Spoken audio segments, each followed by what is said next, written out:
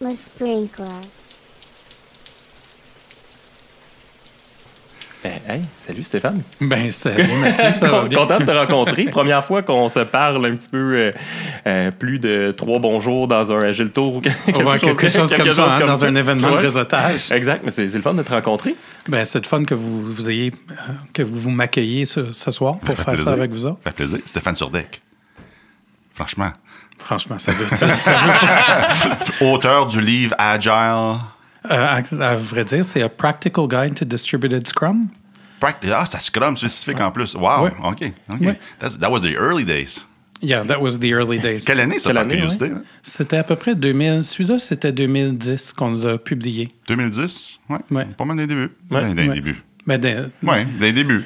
L'adoption commençait à monter un petit peu plus. Là, Agile Planning and Estimating, ça a sorti quoi en 2006? Oui, c'était dans ces coins-là. Ouais. OK. Mais c'était intéressant, par exemple, ce livre-là, quand on a fait ça, c'était un effort avec la communauté agile chez IBM. OK, ouais. Fait que quand on l'a écrit, c'était littéralement avec un groupe. On était 30 à 40 personnes. Mm-hmm. Puis on se rencontrait, on se séparait des sujets. Okay. On était 3 auteurs au final qui ont écrit. T'en souviens-tu? C'était Elizabeth Woodward. Yeah. Et puis, j'oublie mon ami Matthew, j'oublie son nom de famille. Matt Gannis. En référence à quelque part. Non, c'est Matt Gannis. Matt Gannis. Et au meilleur de ta connaissance, toujours valide aujourd'hui? Ben, il y a beaucoup de choses, oui. Il y a beaucoup de choses. Encore pertinent, encore, ça vaut la peine de jeter un coup d'œil. Oui, t'apprends des trucs. Ben, c'était de base aussi des choses qu'on avait écrites à l'époque. Ouais. Puis, tu sais, c'est sûr qu'on parlait pas autant de scaling que ce qu'on va entendre maintenant, mais il y a beaucoup de trucs de base au niveau de la communication, puis comment s'organiser en équipe.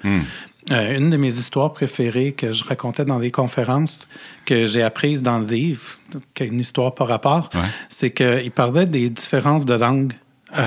Parce que c'était des gens chez IBM, hein, fait qu'on avait des gens à travers le monde qui avaient contribué à ça avec nous.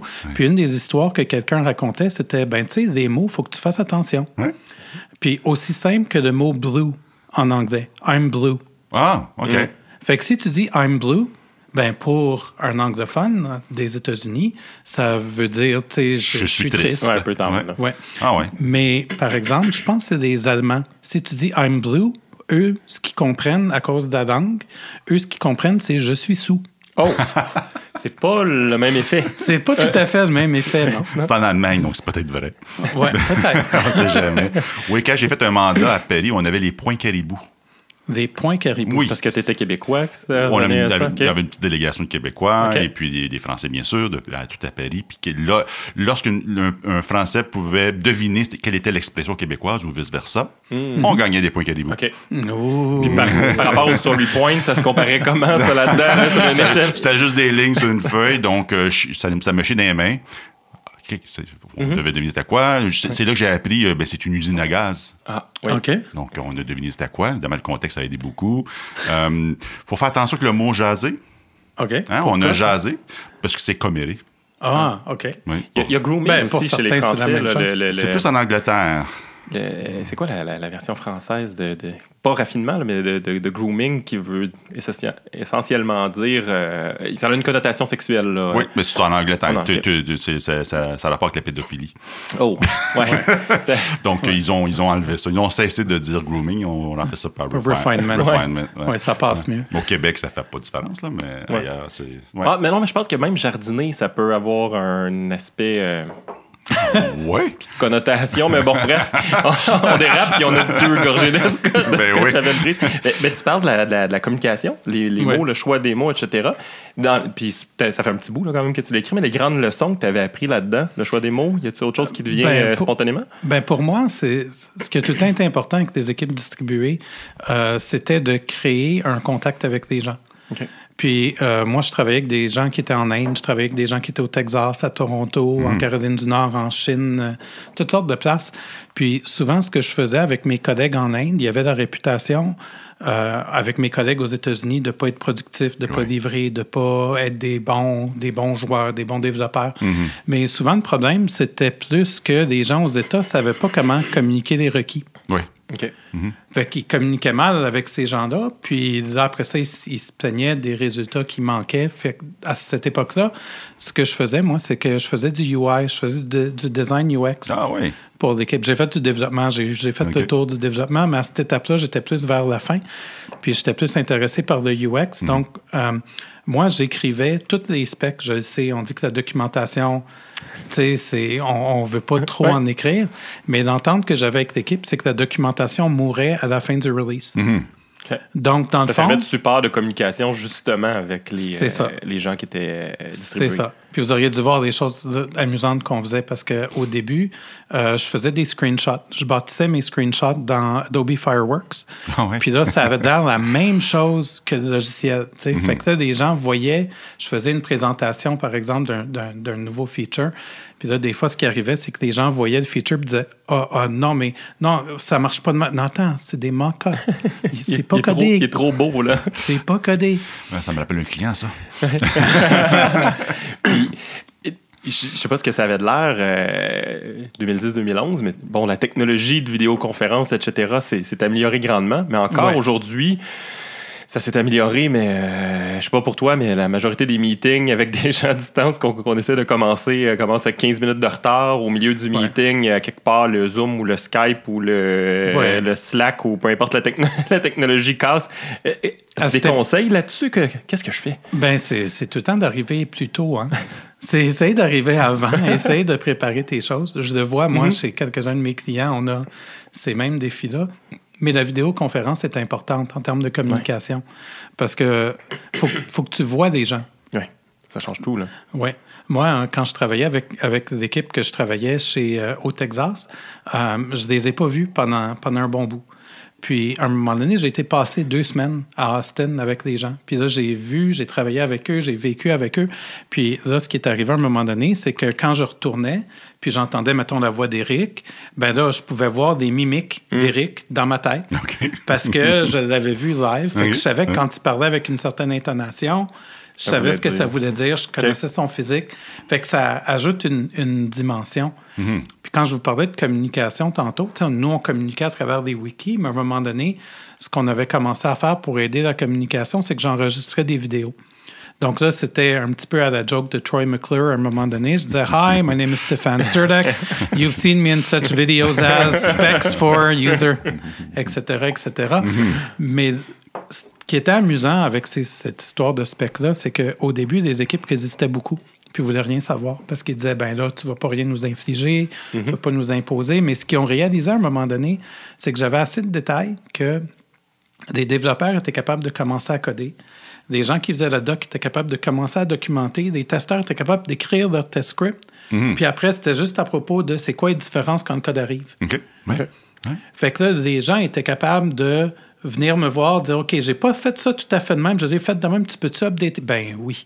J'allais, puis je mettais des choses. Tu sais, c'était pas à propos de forcer des gens, mais c'était à propos de comment est-ce qu'on synchronise des gens qui travaillent sur 5 lieux en même temps, d'une façon facile et efficace. Oui, puis c'est une réalité de plus en plus répandue. Ça va pas descendant, hein? Non. Ça va en augmentant. Puis il y a les gens, à distance, mais sinon, c'est le télétravail là, qui gagne graduellement en flexi-travail. Exact. Là, tu travailles 2 jours sur un site, 3 jours à la maison, peu importe. L'essence même de l'équipe commence à se distribuer à prime abord. Puis, petite question puis, qui va dans ce sens-là. Est-ce que tu préfères ou est-ce que tu suggérais d'agir avec tous les gens qui sont distribués ou créer des micro-équipes? Supposons il y a 10 personnes, 5 à Toronto, 5 à Montréal. Est-ce que tu suggères de faire 5-5, on est chacun de notre bar dans une salle, ou on se distribue puis on travaille chacun à notre poste avec des... Ça, c'est ma question. Autrement dit, quelle formule as-tu privilégiée? Quelle formule? Ben, moi, j'aime mieux quand... Mon cerveau va se réaligner. Pas une gorgée. Je suis pas sûr que ça va se réaligner en prenant une autre. Ça marche. J'ai confiance. OK. Mais on va voir. Moi, je trouve que ça dépend du contexte. Parce qu'il y a des contextes où, justement, une des choses qu'on dit dans le livre à propos de la communication, c'est « Soyez tous distribués. » Vous allez tous comprendre la douleur. Oui. Parce que sinon, ce qui arrive, c'est que... Puis parle une langue que tu connais pas. Oui, c'est ça. Parle le Klingon. mais à la base, juste avoir tous des gens distribués. T'as pas, comme moi, avec ma gang au Texas, j'étais tout seul de mon sous-sol à Montréal, puis eux autres étaient tous dans une salle. Impossible d'y suivre, là, la conversation va trop vite entre eux. Là. C'est ça. Mais quand tu mets tout le monde au même point, au même désavantage, là, tu réalises que, attends une minute, faut faire autre chose. Là. Ouais. Au niveau weakest link, là, on est sur la personne qui a le moins de capacité de communication ou de visualisation. Puis chez quelques-uns de mes clients, là, ce que je vois pour des vidéoconférences, c'est qu'ils s'installent, mettons, comme une télé, puis là, tu as la webcam qui tire. De façon qu'ils tirent, on dirait que les gens sont tous à la même table, un en face de l'autre. Ou presque. Ça aide.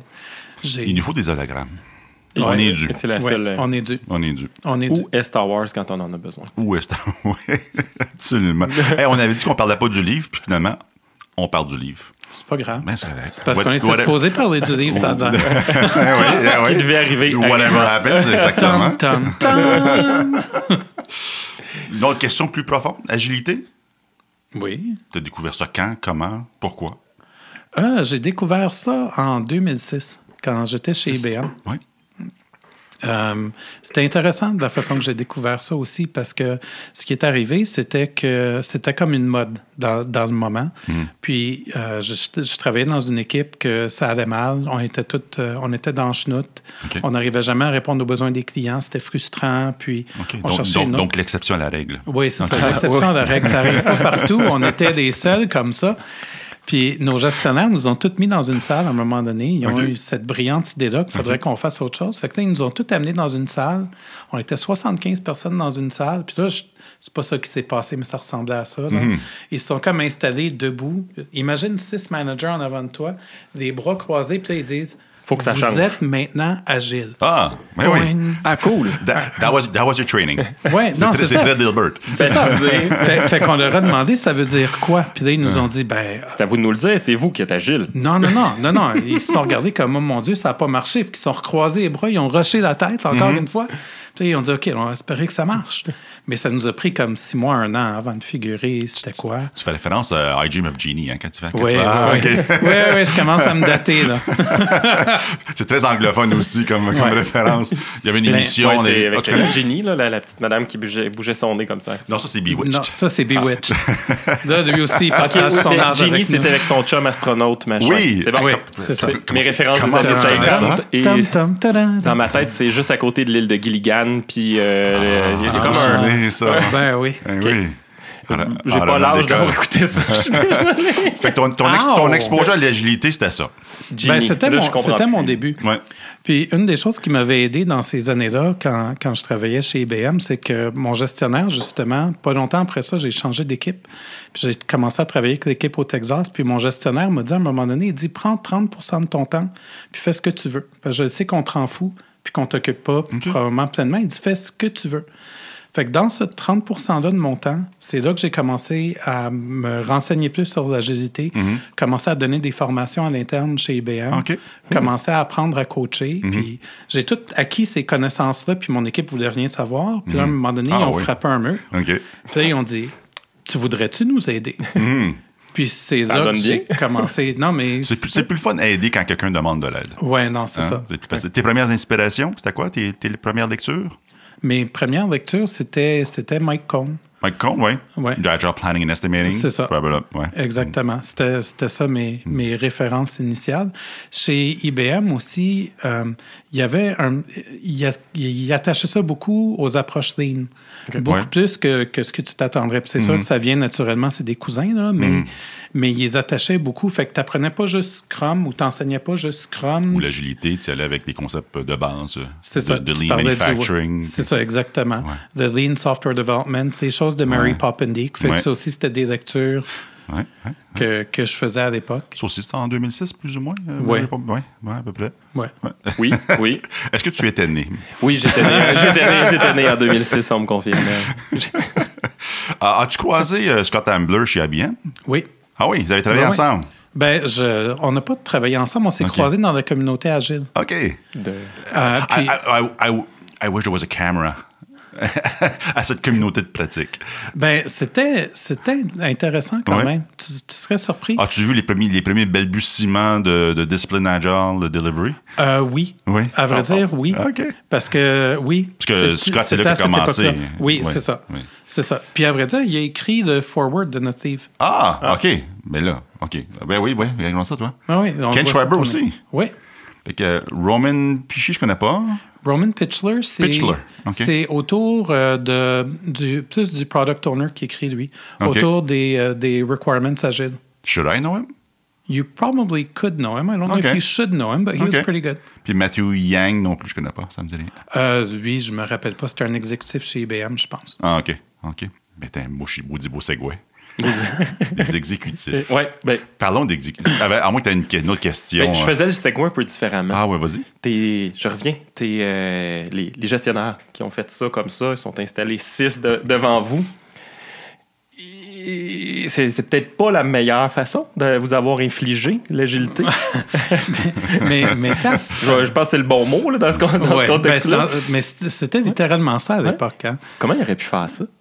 Ben. C'est chiant comme question. Oui, c'est chiant comme question. OK. J'ai pas le goût de répondre à ça. Non, mais si tu avais été ce gestionnaire-là. Mathieu, on niaise. Mais avec le temps, moi, ce que j'apprends, c'est que j'essaie de regarder les choses d'une manière plus systémique maintenant. OK. Fait que, tu sais, c'est pour moi, même j'en parle dans la formation Management 3.0, tu sais, je parle d'injecter quelque chose dans le système. Fait que c'est de voir, avant même d'en parler, est-ce que les gens en parlent? Parce que si les gens n'en parlent pas, ben là, ce serait peut-être le fun qu'on ait une conversation ensemble, qu'on dise « Hey, Mathieu, l'agilité, as-tu déjà entendu parler de ça, toi? » Ah non, c'est quoi? Comment je pourrais découvrir ça? Puis là, on pourrait en jaser un peu, on pourrait parler du manifeste, on pourrait parler de certaines affaires, puis après ça, ben tu penses-tu que ça pourrait marcher ici? Puis là, tu sais, j'irais voir Eric, puis j'aurais la même conversation. Puis à un moment donné, tu irais voir Eric, puis « Steph, as-tu parlé de ça, cette affaire-là, d'agilité? » Puis si on parle à assez de monde, ben là, éventuellement, on en parle. Ben oui. Puis le système commence à en parler. Puis là, tu commences à voir, y a-tu de la résistance? Y a-tu des choses qu'il faut que je défasse?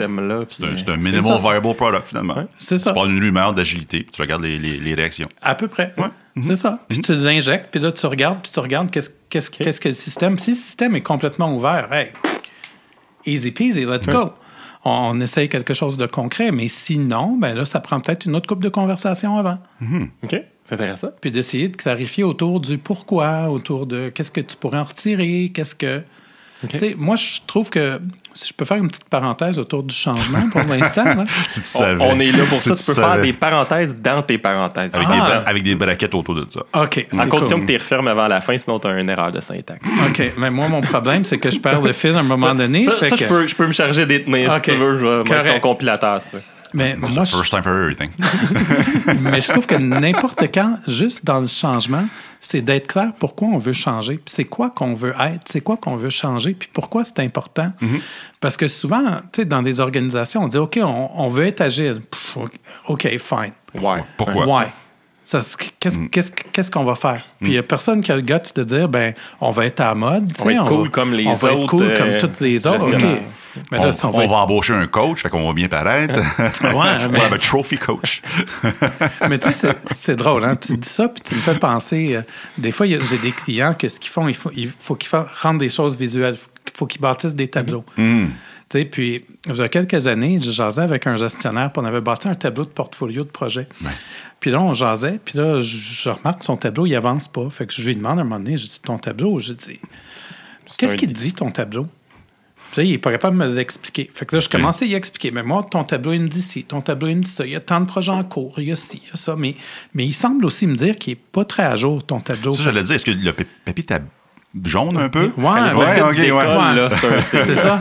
Fait qu'à un moment donné, tu sais, je lui mentionne, je dis, regarde, si tu n'utilises pas ton tableau, fais-toi une faveur, défais-le. Ben oui. Puis là, il me dit, ben non, il dit, mon boss aime mon tableau. Je dis, OK, mais le jour où ton boss apprend que ton tableau ne te sert absolument à rien, est-ce qu'il va l'aimer autant? Mais que c'est de la fausse information, en plus. Ben oui. C'est au-delà de... Fait que dans le changement, pour revenir sur ma parenthèse, ça, je suis bon. La première, non, t'es là, c'est parfait. Ouais. Faut que je prenne une autre. C'est la première fois que je vois ça sur le Spring Club. Je vais m'assurer que ça arrive, moi. Il y a une première atout, visiblement. Ouais. Donc, est-ce qu'on était? Okay. Oh! Le tableau. Là, on parlait de Genie. Fait que dans le changement, ce qui arrive, c'est que c'est important. Moi, je trouve que c'est important pour les gens de parler de pourquoi avant. Parce que si on est une gang, une petite armée, qu'on parle de pourquoi, qu'on sait pourquoi qu'on veut faire le changement, de quoi c'est supposé avoir d'air, comment est-ce qu'on veut se mesurer, ben après ça, c'est beaucoup plus facile qu'on se le communique, qu'on se soutienne entre nous, puis qu'on soit capable d'amener le changement à arriver. Fait que quand tu me demandes qu'est-ce que je ferais de différent, moi, comme gestionnaire, c'est ça. J'essaierais de créer cet alignement-là autour de c'est quoi qu'on essaye de faire ensemble. Parce que je trouve que c'est la base. Ça part de là si tu veux créer du changement qui est durable, parce que si tu ne sais pas ce que tu fais, c'est comme prendre une assiette de spaghettis puis la lancer sur le mur puis espérer que ça colle. Tu sais, si t'es chanceux, il y en a qui vont coller. Sinon, ben... Ouais. Une des premières choses que j'aborde avec un nouveau client potentiel, quand je leur demande pourquoi agile, puis on me répond parce qu'on veut être agile, je dis OK, enlevez ça. L'objectif, c'est pas d'être agile. On va enlever de nos cerveaux, on va mettre de côté. Maintenant, qu'est-ce que vous voulez faire? Qu'est-ce que vous voulez accomplir? Vous voulez avoir une meilleure qualité, plus grande stabilité, garder vos gens, des gens d'engagement, de la motivation, blablabla. Ah, OK, parfait. Là, on va peut-être s'inspirer de quelque chose qui s'appelle le manifeste agile, les concepts plus généraux de l'agilité, software craftsmanship, XP, Scrum, Lean, Kanban, name it. Puis on va voir comment on peut avancer avec ça. On était sur le pourquoi puis s'aligner sur l'intention initiale là, que ce soit l'agilité ou que ce soit n'importe quel changement en fait. Là. Exactement. En tant que leader, à ce moment-là, t'es 6 gestionnaires, infliger l'agilité, mais ça aurait pu être n'importe quel changement. Là. Ça aurait pu être... Oui, ça aurait pu être n'importe quoi. Puis souvent, c'est n'importe quoi qui arrive comme dans les organisations. Non, mais c'est vrai. Est-ce que je pourrais ma parenthèse une autre fois? Non. mais c'est vrai pareil. Souvent, dans des organisations, c'est parce qu'il y a de la pression, c'est une mode, ça prend quelque chose, il faut faire de quoi. OK, mais s'il faut faire de quoi pour faire de quoi, OK, fais ce que tu veux, puis appelle-le comme tu veux, mais... Les bénéfices vont être n'importe quoi aussi. Ben là, oui, c'est ça. Tu n'en verras pas, puis tu vas tout être dans de la parure. Moi, j'ai vu des tableaux apparaître, des tableaux Kanban apparaître. Chez IBM toujours, là? Non, chez un de mes clients il y a quelques années. Il y a des tableaux Kanban qui sont apparus mystérieusement un matin parce qu'il y a un VP qui circulait sur l'étage cette journée-là. Ah oui? Oui. Fait que j'ai demandé à l'équipe, j'ai dit « Wow, j'ai pas vu ce tableau-là cette semaine. » Qu'est-ce qu'il fait? Lorem ipsum. On tient un nouveau produit, on devrait faire de la tapisserie c'est un beau tableau Kanban là, qui fit tout d'un coup. Yes. Là, tu le market. Là, tu le vends sur Amazon. Puis là, quand il y a le VP, justement, qui débarque, le monde rapidement, il le déroule. Puis tu peux en faire 2-3 versions, tu sais, avec des petits post-it qui ont bougé. Ou ça, c'est du repeat business. C'est une nouvelle version tous les mois. Exact. Voilà. We're going to be millionaires. Of course. Ou juste un green screen. Fait que la vidéoconférence avec le VP, tu as le green screen avec le Kanban à jour. Oui, quand il n'est pas là, parce que justement, il est distribué. Ça, c'est la version haut de gamme, là. Ouais, c'est ça. Ouais. Mais tu sais, on parlait d'équipe distribuée, là, chez un de mes clients. Par rapport à ça, on parlait de vidéoconférence aussi tantôt. Chez un de mes clients, une des choses cool qu'il y avait, c'était qu'il y avait une caméra IP au plafond dans une des salles. Fait qu'il y avait une salle à Montréal, une salle à Toronto, qui étaient comme des salles sœurs. Puis ce qui arrivait, c'était que tu avais un gros tableau de portfolio de projet dans une des salles, mais tu pouvais utiliser la caméra IP pour zoomer dessus. Puis d'aller voir. Puis tu sais, la techno est cool, même. Quand même. Puis la question qui tue, est-ce qu'il y avait juste les execs qui avaient le droit de réserver cette salle-là? Non, même pas. Wow, cool. Merveilleux. Une touche d'ironie dans ma question. Je suis désolé. Non, mais ça arrive. Ça arrive. On a vu des choses. Ça arrive encore, malheureusement. Puis, tranquillement, pas vite, tu abordes la notion de leadership. Peut-être que je mets des mots dans ta bouche, mais un petit peu plus conscient. Oui. Tranquillement, pas vite. Peux-tu nous en parler un petit peu? Donc, moi, ça fait plusieurs années. Dans le travail que je fais, moi, c'est rare que je vais être franc avec vous autres, c'est rare que je parle d'agilité. Moi, je parle de créer des cultures de collaboration. Je parle de créer des cultures qui valorisent l'expérimentation, cultures qui rendent le travail visible. On est tous dans le même registre. Là. Fait qu'avec les leaders, moi, souvent, avec les leaders, c'est OK, pourquoi on fait ce qu'on fait? Est-ce que la façon qu'on agit suit ce qu'on demande aux gens. Parce que les babines suivent les bottines. C'est ça. Secondes, donc, si on dit aux gens, oui, c'est correct, expérimentez, essayez des choses, puis que nous, en tant qu'équipe de gestion, on n'essaye rien parce qu'on a peur d'essayer puis qu'on ne sait pas c'est quoi que ça veut dire, tu vas te rendre nulle part, puis tu vas te rendre là assez rapidement, merci. Oui. Fait que moi, mes principes de coaching sont beaucoup autour de l'expérientiel. Okay. C'est beaucoup autour de créer des moments. Puis là, dans ce moment-là, qu'est-ce qui arrive? Okay. Comment est-ce que ça a brisé la conversation dans le moment? Puis on peut presque pointer toutes les petites pointes qui ont fait que cette conversation-là a dégénéré. Mais après ça, une fois qu'on a vécu cette expérience-là ensemble, ben, la prochaine fois, on le voit arriver. C'est pas clair pour moi. Raconte-moi une histoire, s'il te plaît. Pas Bob. Bob, on l'a épuisé. Jack. C'est toujours des gars. C'est Manon. Amélie. Fait que je vais te donner une histoire concrète de quelque chose que j'ai fait chez un client d'expérientiel comme ça. Je travaillais avec une équipe de gestion, puis on est en train j'organise tout le temps une rencontre que j'appelle une rencontre de transformation, mais c'est un petit peu un playground. Puis c'est là où on apprend à mieux se parler, c'est là où on apprend à faciliter, qu'on apprend à être une équipe ensemble. Puis la transformation, c'est secondaire. Mais c'est le qui est là? Souvent, c'est l'équipe de gestion, une couple de personnes clés sur le plancher. Des influenceurs. Oui. OK. Et puis, une fois dans une des rencontres, ce que j'ai fait pour 2 rencontres de fil, c'est que j'ai collé tout ce qui se passait dans la rencontre. T'as verbalisé, J'ai verbalisé tout ce qui se passait dans la rencontre. Okay. Éric, comment ça se fait que tu tournes tes yeux chaque fois que Mathieu dit quelque chose? Oh! Merde, je l'avais pas vu. Mathieu, tu n'as pas aimé cette phrase-là? Mathieu, ce que tu viens de dire, là, comment est-ce que ça aide la conversation qui est en train de se passer? J'ai tout codé pendant 2 heures. Ça, est-ce que tu l'avais prévu d'avance? Ça? Ben, dans ma tête, oui. Ah, ben, mais non, OK. Bon, mais eux autres ne savaient pas. Il n'y a pas eu de warning. Eux autres ne savaient pas. OK. Oh, puis ton mandat a duré combien de temps? Quelques années. Oui, good. Quelques années. Good. Ouverture d'esprit, c'est bon. En fait, c'est une bonne façon de mesurer l'ouverture d'esprit. Ouais. Oui, mais il faut dire que c'était pas ma première rencontre avec eux. Puis je leur avais fait faire toutes sortes de choses avant. Fait que ça, c'était comme... Tu les avais massés un peu avant, là. Fait que pour eux, c'était par for the course. Yeah. C'était comme normal que je fasse ça avec eux. C'est borderline attendu de toi. Borderline. C'était quoi la réaction pendant que tu le faisais? Fait qu'il y avait des surprises, il y avait un peu... les gens figeaient, les gens ne savaient pas comment réagir. Fait que j'ai fait ça 2 rencontres de fil. Puis là, la 3e rencontre, je fais rien. Là, qu'est-ce qui se passe, Stéphane? Fait que 2 rencontres de call-out. On appelle des call-out en anglais. Puis la 3e rencontre... Fait que 3e rencontre, rien. Fait que pendant la pause, il y a quelqu'un qui vient me voir et qui dit « Steph, t'as-tu vu quand Mathieu y a fait? » Ben oui. Pourquoi t'as rien dit? Pourquoi t'as rien dit? Tu l'as vu, toi? Oui, c'est un bon point. Tu as peut-être créé une dépendance sur ton feedback à toi. Ben, à vrai dire, ce qui est arrivé qui est intéressant, c'est que là, j'ai pu le coacher sur pourquoi tu n'y as pas parlé. Ah, tu sais pas comment. Ah, OK. Fait que là, j'y ai montré comment. Puis je l'ai équipé. OK. Fait que là, ça s'est repassé plus tard dans la rencontre. Puis là, j'ai regardé, disons, Mathieu. Puis là, je dis, Mathieu, t'as-tu quelque chose à dire, là, par hasard, à Éric? Puis là, il est parti à rire. Puis là, il a dit, ouais.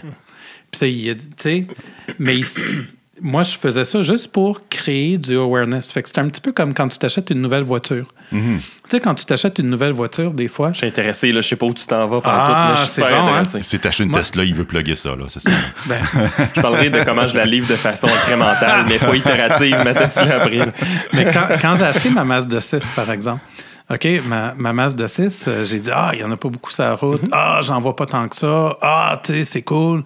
Je suis sorti du concessionnaire, maudit, je les voyais partout, des maudites Mazda 6. Partout. Fait que moi, dans mon coaching, je travaille beaucoup sur créer du awareness. Fait que je faisais des call-outs parce qu'il y avait plein de dysfonctions qu'ils ne voyaient même pas. Mais quand ils commençaient à les voir, ils étaient capables d'agir différemment en conséquence. Puis c'est le même principe que, on faisait une rotation des facilitateurs avec ces gens-là. Fait qu'une fois que quelqu'un allait faciliter une rencontre, puis qu'il y avait de la misère, qu'il voyait comment ce que le groupe était difficile, je te dis, quand lui retournait s'asseoir, il était beaucoup plus docile la fois d'après. Parce qu'il comprenait que le facilitateur avait besoin d'aide. Fait que, tu sais, moi, je lance les gens dans des expériences concrètes. Essaye ça, fais ça. Oui, puis du coup, tu as détabouisé la confrontation. Ben oui. Tu les as rendus confortables dans la confrontation. Oui. C'est arrivé 50 fois dans le dernier meeting. Une fois de plus. Puis tu as démontré qu'en le faisant, si on le fait, on ne meurt pas. C'est ça. Il n'y a personne qui t'arrache la face. Il y a peut-être même des remerciements. Désolé, j'ai tourné les yeux quand tu as parlé tantôt. Je vais essayer de me contrôler. Merci, Eric. Bienvenue. Ça me fait du bien. On se fait-tu un câlin? Je suis tellement content de vous avoir aidé, les boys. Mais j'imagine que ça fait ça. Ouais. Ça désensibilise les gens. Ça dédramatise. Dédramatise, oui, c'est bien dit. Parce que, tu sais, une fois, un autre exemple concret, là, avec une autre équipe de gestion, dans une autre rencontre de transformation, on prenait des tours. La routine qu'on avait pour faciliter, c'est que tu étais nommé facilitateur pendant 2 semaines. Mm-hmm. Okay. Fait que tu avais une semaine pour t'essayer, avoir du feedback, une 2e semaine pour te reprendre. Ouais. Puis, ce qui arrivait à un moment donné, c'est qu'on a demandé aux gens, on a dit, OK, c'est qui le prochain facilitateur? Puis là, il y avait des criquets. Personne ne disait un mot. Personne ne voulait le dire. Personne ne faisait rien. Fait que j'ai reposé la question. OK, c'est qui facilite la semaine prochaine? Fait qu'il y a quelqu'un qui était tout le temps gun-ho à le faire. Fait que j'ai dit, non, Mathieu, tu ne le fais pas cette fois-là. Quelqu'un d'autre. Puis personne ne disait rien. Incluant, ça ne m'intéresse pas. Incluant, je ne sais pas quoi faire. Incluant, j'ai peur puis j'ai besoin d'aide. C'est ça. Ouais. Fait que je les ai laissés dans le malaise comme ça pendant 20 minutes. OK. 20 minutes. Puis un gestionnaire qui est venu me voir après, puis il me disait, tu sais, c'est malaisant ce que tu as fait. Je dis, malaisant ce que j'ai fait.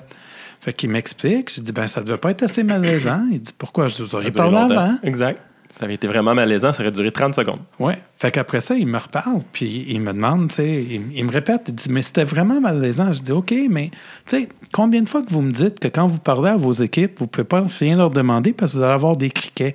Je dis, c'est drôle, hein? Moi, j'ai eu la même chose. Ça se peut-tu que vos équipes vous ressemblent? Mm-hmm. Fait que là, ça a fait comme ouch.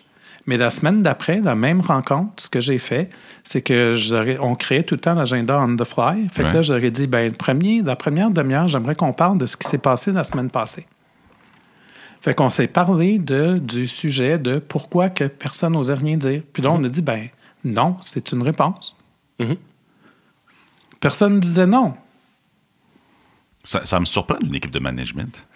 Vraiment? Oui. Wow. Je vois souvent des équipes de direction, haute direction, qui sont quand même très willing à se lancer dans de l'inconnu parce qu'ils veulent... C'est pas toujours pour les meilleures intentions, là. C'est parce qu'ils veulent montrer que je suis... Le mâle alpha. Le mâle alpha, la femme alpha, si vous voulez, pour démontrer aux autres que je suis capable. C'est des expériences que je vois régulièrement. Moi, j'en vois. Puis j'en vois beaucoup aussi quand je donne mes formations Management 3.0. Oui. Puis quand je donne mes formations, des fois, ça m'arrive d'avoir l'équipe de direction. OK. Au complet, tous ensemble. Au complet.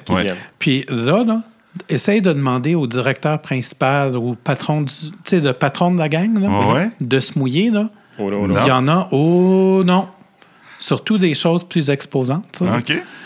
Il y en a, non, ils veulent pas perdre la face ou ils veulent pas mal paraître. C'est quel genre d'atelier de M3.0 qui ça crée une petite gêne? C'est plus exposante, je pense que c'est ça le mot. Une des choses que je fais avec eux, c'est que je vais demander aux gens de se créer un objectif pour les 3 prochains mois basé sur quelque chose qu'ils ont appris dans la formation. Okay. Puis, ce que je fais, c'est que souvent, je vais inviter une des personnes après, une ou deux des personnes, je vais les inviter à venir en avant puis à le présenter devant tout le monde. Ouais. Puis là, je leur dis, OK, regardez, votre équipe est ici, là. Présentez, comme si c'est votre équipe. Ouais. Go. Puis ils vont même vous aider, là, ça va être magnifique. Oui. Mais il y a des gens, tu sais, moi, je vais souvent picosser des gens, je vais les pousser, je vais les sortir de leur zone de confort à ce moment-là. Fait qu'il y a des gens qui ne veulent pas mal paraître. Dans une des formations, une des choses les plus tripantes qui est arrivée à ce moment-là, là, il y avait quelqu'un qui dirigeait une transformation dans une entreprise. Puis il est en avant de tout le monde, puis il présente son but, puis il parle de son but, puis il est tout mou, puis... Ah ouais? Ça va être une transformation molle qui va se passer, je pense. Fait que je le regarde, puis c'est un monsieur quand même qui est bâti, qui est costaud, puis tu t'attendrais pas ça de lui. T'sais. Fait que là, je le regarde, puis je dis « Oh! » Je veux te donner du feedback, mais c'est parce que tu risques de ne pas l'aimer. Je peux-tu quand même te le donner? Fait qu'il me dit « Oui. » Je dis « I don't believe you, bud. Je te crois pas. » Fait que là, il me regarde, puis il a l'air tout débiné. Je dis « Je le vois ton air, je le vois dans tes yeux, tu me crois pas, là. OK, je check bien ça. Je demande à tout le monde dans la salle, je dis « Vous autres, vous allez le suivre, là. C'est votre transformation qui va mener, là. Dites-y, le croyez-vous? » Puis la plupart des gens dans la salle étaient puis la tête baissée. Là. On regarde à terre dans ce temps-là. Il y a beaucoup de choses intéressantes sur le plancher à ce moment-là. Ouais. Fait que le pauvre monsieur, il est en avant. Puis là, il est en train de décider, dans ce moment-là, s'il va vraiment faire la transformation. Parce que j'ai dit, tu veux-tu réessayer? Si tu veux réessayer, je suis sûr que tu es capable de mieux. Là. Tu veux-tu te réessayer? Fait qu'il est là, puis tu voyais la petite souris courir, puis tu voyais qu'il est en train de penser. Puis là, j'ai dit, écoute, man, j'ai dit, tu as 2 choix. Je peux être tout doux avec toi, je peux te laisser même aller te rasseoir. I can provoke the shit out of you. Dis-moi ce que tu veux, je vais te donner ce que tu veux, mais tu es sur le point de sortir quelque chose d'écœurant, là. Mais dis-moi ce que tu as de besoin, puis je vais te le donner. Fait qu'il voulait un moment, j'y ai laissé un moment, puis quand il l'a dit, tout le monde dans la salle, je vous le jure, les gars, tout le monde dans la salle a fait... J'ai dit, tu vois, là, il te croit. Là, je te crois. Ouais. Tu sais, fait que des fois, les gens pensent que c'est comme un acte. Tu sais, que tu vas aller en avant, puis là, il faut que tu... Oh, bon marché! 3200 rue Masson! Oui, papa! Oui, Ballmer de Microsoft. Comme Ballmer, je pense au même gars. Ouais. Mais c'est pas à propos de ça. C'est à propos de ta posture. Ouais. C'est à propos de ce que tu crois, ce que tu dis. C'est à propos de... Tu sais, es-tu passionné? Est-ce que... Mais c'est pas à propos d'essayer de vendre un char usagé à quelqu'un, là. C'est à propos de... Tu crois-tu ce que tu veux? Moi, ça me rappelle Clint Eastwood dans le film Heartbreak Ridge. Ah, je ne connais pas ce bout-là, dis-moi. C'est un training dans l'armée, là. Okay. Puis il parle comme ça, puis il parle pas fort, puis il parle... Mais tu sais, c'est un influenceur numéro 1 dans son bataillon. Dans son bataillon. Fait qu'il n'était pas obligé de sauter en l'air puis faire le clown. Faire ton Steve Ballmer. Tu peux juste être clair, net et précis, convaincu, convaincant. Exactement. Habiter ton idée. Là. Habiter ton idée. Ouais, j'aime ça. J'utilise souvent l'exemple de ce film-là. Même, j'ai dit à certains directeurs que t'es pas obligé de sauter ces tables. Ouais, non, c'est ça. Pas ce film-là, quelque part, là, Netflix, là, un streaming illégal à quelque part. Là. Et puis... nous n'avons disclaimer. Rien suggéré. C'est RTC, c'est une joke. Et puis, regarde ça, puis reviens-moi lundi. Ah, OK. Fait que je comprends ce que tu veux dire maintenant. Je peux être moi-même. Oui, il faut que tu sois toi-même, en fait. Je pense qu'il faut que tu habites ton style. Si tu as un style énergique à tous les jours, sois énergique. C'est ça. Sois convaincu aussi. Puis si tu es low profile, sois low profile, mais tout aussi convaincu. Oui, quand il y a un clash, le monde ne te croit pas. Quand on enseigne le storytelling, c'est ce qu'on dit toujours. Be yourself. Do the storytelling à ta façon, à toi. Si tu as le goût de raconter pendant 1 heure ton histoire, puis il y a des hauts, puis il y a des bas, puis tout le monde est captivé par ton histoire, cool. Ouais. Si ça dure un peu à la Zobris 2 minutes, mais pas vrai, 2 secondes, c'est bon aussi. Ouais. C'est bon aussi. Putain, c'est une bonne question, je pense. Storytelling dans ton métier? Storytelling. Moi, je l'utilise beaucoup quand je fais du coaching. Oui. Dans le sens que des fois, quand j'ai des gens en avant de moi, des fois, ça les aide beaucoup quand je raconte des histoires de chez d'autres clients. Oui, oui. Fait que c'est comme, tu sais, je leur ramène des histoires concrètes basées sur ce qu'ils vivent là.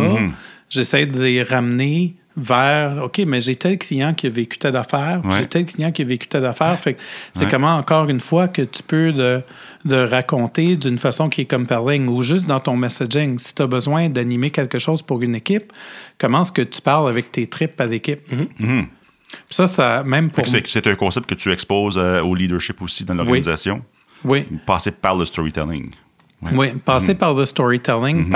Passer par aussi le vivre le storytelling. Moi... Le quoi? Le vivre. Le vivre, oui. Le vivre puis le sentir. Tu sais, pendant longtemps, j'ai été un conférencier qui était très rationnel, très dans ma tête. Puis il a fallu, à travers les années, que j'apprenne à mettre plus de couleurs ou que je me laisse transpirer plus à travers les présentations, à travers les choses que je faisais. Okay. Puis, tu sais, je suis rendu à un point maintenant que quand je fais des conférences, j'ai comme une phrase par slide. Puis j'ai 8 slides, puis je parle pendant 1 heure. Puis une petite joke pour commencer. Le gars qui rentre dans un bar avec un cochon. Oh, tu t'en rappelles de celle-là? Je l'ai écouté tantôt. On se prépare pour les podcasts. Ouais, je peux l'entendre, là. Je t'ai pas préparé pour le podcast. Je t'ai pas préparé. Ben là, je suis déçu. C'est Stéphane Surdec. Ouais. Je pensais que c'était Mario, je comprends pas, là. Mais c'est pas Manon. Faut-tu la compter? Oui. Ben, en tout cas, moi, je veux l'entendre. Fait que j'imagine que je suis pas seul. OK. Fait que c'est un homme qui rentre dans un bar avec un cochon en dessous de son bras. Fait que là, le barman se retourne. Eric, il est déjà... barman se retourne, puis il dit, ben excuse-moi, mais on n'accepte pas de cochon dans le bar. Fait que le gars, il dit, ben c'est pas un cochon, il dit, c'est un canard. Fait que le gars, il dit, je sais, il dit, je parlais au canard. Moi, j'aime ça des jokes nounounes comme ça. je trouve ça drôle. Ouais. Puis qu'est-ce que tu voulais illustrer là-dedans? Tu voulais juste... Moi, ça me permettait juste de briser la glace. Okay. Puis laisser au tech de arranger le son. Oui.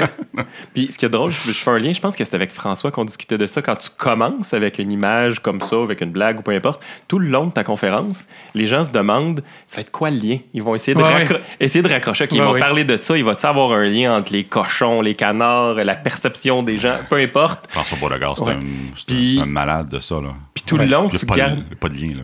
Ouais, exact, il n'y a pas de lien. Mais tout le long, tu gardes les gens allumés parce qu'ils veulent chercher le lien. Fait que là, ils t'écoutent parce qu'il y a quelque chose avec les canards ou les cochons quelque part dans sa présentation. Puis à la fin, non, il y avait rien. Je me souviens encore à Pixis en 2004. Il a commencé son discours. Il présentait, je sais pas quoi, là, mais il commençait son discours avec les Napier's Bones. Okay. Pendant une demi-heure, Napier's Bones. Okay. Toute la gamme, c'est comme... C'est pour les logarithmes népériens, ça, non? Pourquoi? Fait que là, il lance dans sa présentation, puis comme tu dis, là, on cherche le lien tout le long. Pendant 2 heures de temps, on cherche le freaking lien. Il n'y en a pas. C'était juste drôle. Comme Uncle Bob dans ses vidéos de Clean Code. Des trucs comme ça. Absolument. Oui, il parlait de étoiles, trucs. Solid State Drive, c'est bien meilleur que les disques durs, mécaniques. OK, cool. C'est un peu ça ta blague. Ça crée un lien facile avec la foule. Oui, puis pour moi, souvent, quand je présente, c'est les 5 premières minutes qui sont des pires. Fait que plus que je sors pour moi. Ouais. Okay. Après ça, c'est l'autopilote. Tout embarque, puis c'est correct. Mais tu sais, comme ça, une conférence, le plus drôle qui m'était arrivé, c'est j'avais fait un keynote en Belgique il y a quelques années. L'équivalent, la journée agile là-bas. Mm-hmm. Puis, je pratique tout. Je suis prêt, mais j'ai 2 mots par slide. J'ai pas grand-chose pour m'aider. Puis là, j'arrive sur le stage, puis je suis super nerveux. Puis là, je suis comme « Oh my God, I forgot everything. » J'espère qu'ils m'annonceront pas puis que je n'irai pas à partir ça. Fait que je commence à juste faire des blagues en espérant que je peux juste passer 5 minutes avant qu'il me présente, que je me calme assez, que le reste, ça parte, que j'enclenche. Puis quand c'était le temps, ça a enclenché, mais dans le moment, tu te dis comme « Oh mon Dieu! » Le cerveau va déclencher, il va repartir. Il va reloader. On était où déjà? On était à la Chine. Oui. On était à la Chine. Et puis moi, j'ai hâte qu'on parle du leader ou du manager dans un contexte agile. On est-tu capable de dessiner le leader intéressant qu'on voudrait dans notre organisation? Mais en principe, pas ça a l'air. Pas ça? OK, on sait ce qu'on veut pas. J'ai pogné ça par hasard, une conférence que j'ai croisée en searchant Stéphane Sordek sur YouTube. Il y avait des belles petites vidéos inspirantes de Stéphane Sordek. C'était beau. Ah, merci. Tu marchais dans la nature? Oui. C'est beau. Puis après ça, j'ai croisé cette patente-là. C'est moins nature. C'est essentiellement le top unhealthy leadership behaviors. Que je l'ai mis là comme inspiration si jamais ça peut t'aider dans ton discours. Mais j'ai l'impression que tu n'as pas besoin d'aide. mais moi, quand je parle de gestionnaire dans un monde agile, j'ai beaucoup de gens qui viennent à mes formations et qui me posent la question, sont gestionnaires, sont perdus. Ils disent, oh mon Dieu, on dit... Je suis à quoi? Oui, puis aussi, il y a pendant tellement longtemps, la perception était, l'auto-organisation, c'est de laisser des équipes aller. Fait qu'en tant que gestionnaire, il n'y a rien à faire là, let it go. Mais avec les années, ce que j'ai commencé à réaliser à force de donner Management 3.0, c'est que le rôle, il est plus facile qu'il y en a de l'air. Parce que quand on parle d'équipes auto-organisées, d'équipes pluridisciplinaires, on parle d'équipes qui ont toutes les skills requis pour livrer un projet. Oui, on n'est pas à l'autogestion. On est à l'auto-organisation. La distinction est importante. Fait que quand on parle de ça, on se dit, c'est quoi au juste la gestion? Puis la gestion, si on avait juste à faire une liste puis énumérer c'était quoi la gestion, on pourrait arriver à des choses comme, c'est prendre des décisions, c'est de résoudre des conflits, c'est de résoudre des problèmes, c'est de faire des évaluations de performance, c'est faire des embauches, c'est faire l'estimation, la planification, tout ce genre de choses-là. On pourrait remplir une page, gérer des budgets. Puis, quand je fais ça... Là, tu as nommé l'équipe de développement, tu as nommé le PO, puis tu as nommé potentiellement le Scrum Master pour certains volets. Pour certains volets, potentiellement. Oui. Mais moi, de la façon que finalement, on parlait d'autogestion. Mais moi, de la façon que j'aime... Embauche, mise à pied, on va venir rendre ça un peu plus funky. Mais oui. Mais la façon que j'aime aborder ça, moi, c'est que, tu sais, il y a des choses là-dedans que quand tu présentes ça à l'équipe a potentiellement pas des skills. Non. Ou ils n'ont pas d'intérêt. Ou ils ne savent pas comment. Puis souvent, quand je parle de ça aux équipes, je dis, tu sais, ça ne veut pas dire de prendre toutes les décisions, mais si vous preniez 20 mettons qu'on pouvait mettre un chiffre, mettons que vous pouviez prendre 20 de plus de décisions que vous prenez maintenant, vous ne seriez pas mieux. Tu sais, même si c'était si peu que ça, là. Fait que la gestion, c'est trop important pour qu'on laisse ça seulement au gestionnaire. Mais le gestionnaire a peut-être des skills pour certaines affaires que c'est intéressant de les utiliser. Certains des skills interpersonnels, gérer des conflits entre deux personnes, les gens dans l'équipe ne savent peut-être pas comment le faire initialement.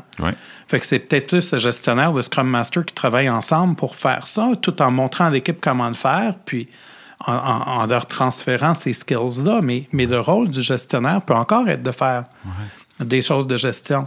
Le défi que je croise avec l'exemple que tu viens de donner, c'est que souvent, le gestionnaire, c'est, dans nos contextes à nous, un ancien développeur qui est devenu tech lead, qui est devenu team lead, mais qui continue à coder parce qu'il est bon en temps, qui est tellement bon en temps qu'ils l'ont mis directeur, puis des concepts de gestion de conflit, par exemple, à l'ETS, à Poly. C'est des conflits de code qui a géré. So basically, avec la gestion, tu es souvent dans un contexte de blind leading the blind. Oui. Puis c'est vrai. On fait quoi avec ça? Bien, il faut trouver moyen de les aider à apprendre aussi. Puis ça, c'est un des gros fléaux qu'on a dans notre industrie. Tu sais, dans le monde technique, à un moment donné, les gens ne peuvent plus aller nulle part techniquement. Fait qu'on commence à les monter dans des échelons de la gestion, mais ils ne sont pas équipés pour être gestionnaires, puis ils n'ont pas le bagage. Pour ça, j'en vois tous les jours. Là. On parle de Peters, là. Principe. Fait que c'est comment ce qu'on fait pour, justement, les aider à acquérir une partie de ces skills-là, mais moi... Est-ce que tu vois une curiosité d'acquérir ces skills-là? Je te dirais que ça dépend des gestionnaires. Il y en a, comme dans ceux que tu décris, j'en connais aussi, sont plus attirés vers le technique. Puis il faut que tu leur rappelles que non, ton rôle, c'est pas juste ça maintenant. Ton rôle, c'est ça aussi. C'est l'humain. C'est ça. C'est ça. Puis c'est comment est-ce que tu leur montres ça.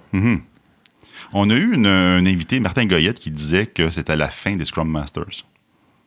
Et que le rôle de Scrum Master va être pris en charge par le gestionnaire.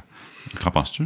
Ben, moi, je dirais que il y a des liens naturels à faire là. J'aurais tendance à être d'accord avec lui. Parce que, tu sais, dans le fond... moi, je vois des Scrum Masters qui agissent comme si c'était des gestionnaires. Oui, OK. Même quand il y a des gestionnaires. Il agissent comme gestionnaire healthy, un bon gestionnaire? Pas nécessairement. Mais un command and control, un seul gestionnaire. Mais j'ai vu les deux. Sérieusement, j'ai vu les deux aussi. Mais c'est flou. Tu sais, c'est très flou comme position. Donc, moi, j'aime ça au moins si on définit le rôle du gestionnaire à faire un peu des choses comme je disais tantôt. Ça ne veut pas dire qu'il y a besoin de toutes les faire. Parce que les estimations, la planification, l'assignation, il n'y a même pas besoin de s'en mêler. L'équipe, on s'entend, l'équipe peut tout faire ça tout seul. L'embauche, à la limite, tu sais... Ça peut être une collaboration entre les deux. Ben c'est ça, tu inclus des gens. Puis souvent, c'est ça ce qui ressort quand on en parle dans la formation. C'est... OK, mais tu sais, l'embauche, tu dis que c'est le rôle d'un gestionnaire, tu voudrais pas que tes gens soient... Fait que tu vas infliger quelqu'un à ton équipe sans qu'il te dise qu'il y a un fit. Ben non. Puis tu vas infliger une équipe à quelqu'un sans qu'il y voie. Il y a un candidat quelque part là, qui arrive, qui c'est ça. Il y a les deux bords de la date. Là. C'est ça. Mais il y a peut-être des aspects plus poussés que l'équipe n'est pas en mesure de... Tu sais, aller négocier un salaire, c'est peut-être pas la zone de confort des gens. C'est peut-être plus la zone de confort des gestionnaires. Mais de dire que la bonne personne fait très bien dans l'équipe... Tout le monde doit avoir un mot là-dedans. Fait que c'est pour ça qu'il faut que ce soit partagé au final.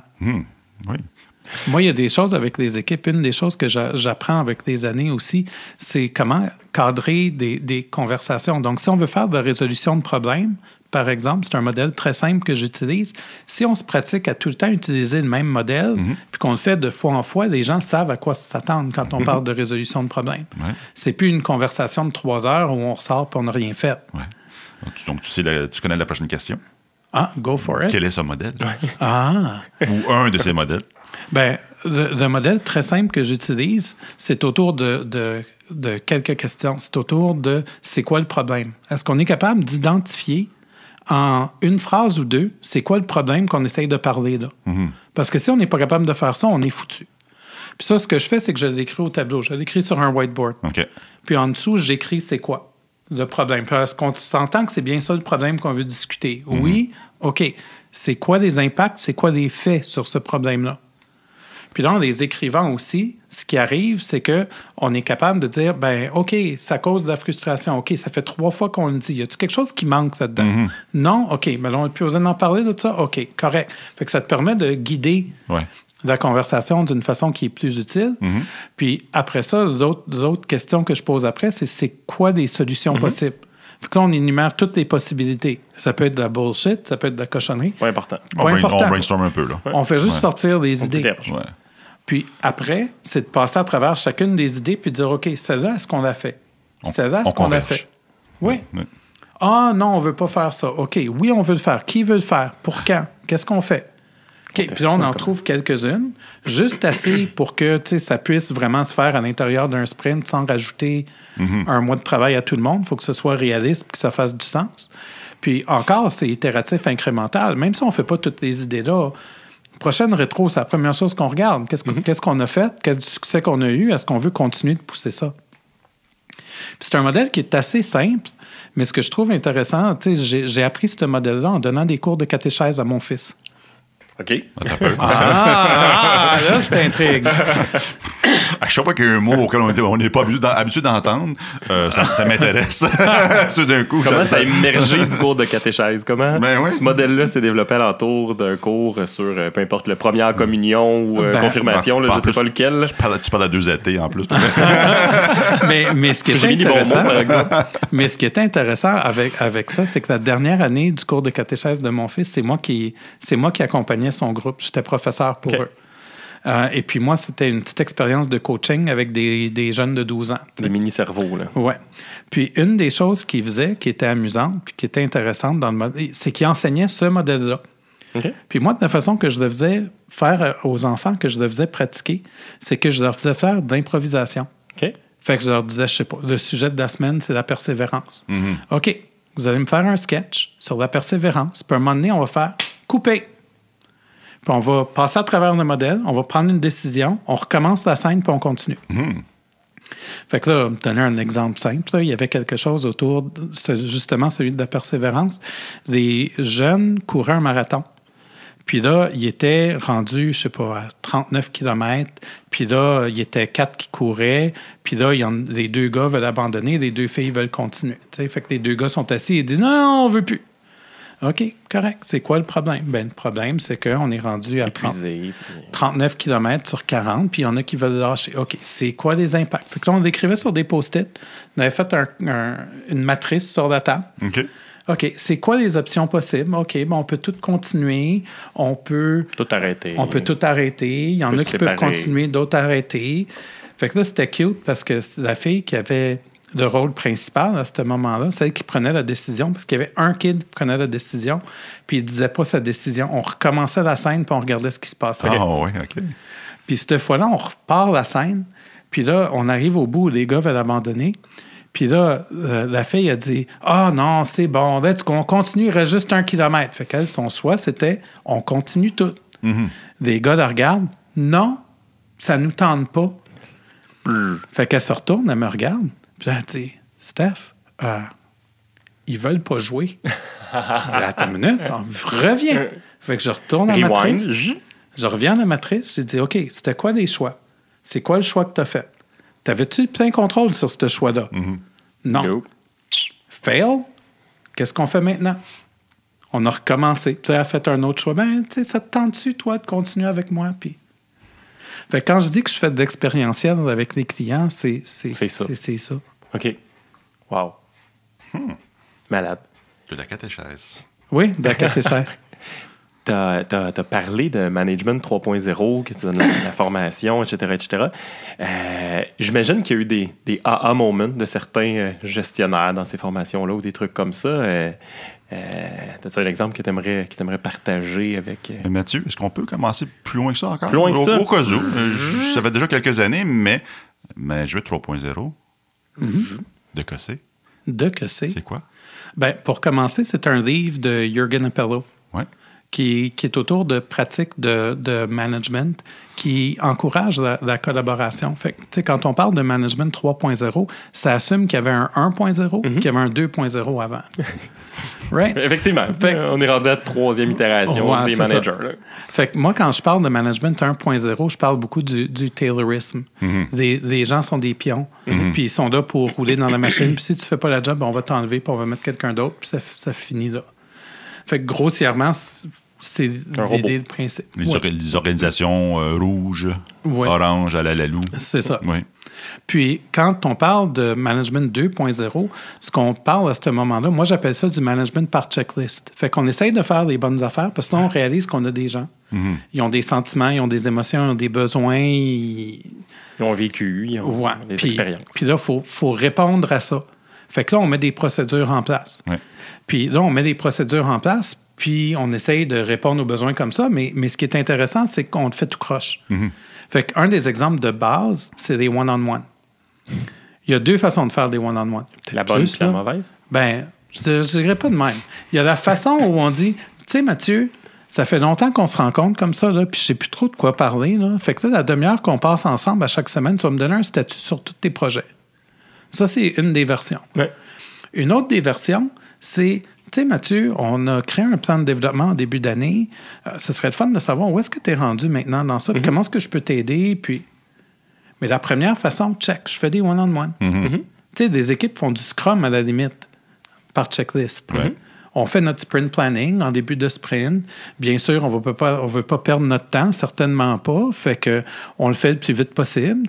Qu'est-ce que tu veux dire? Ça prend une demi-journée pour 2 semaines de sprint. Non. Il faut que ça prenne 1 heure, 1 heure et demie parce que je gaspille du temps. Là. Ah oui. Check. On fait notre planning.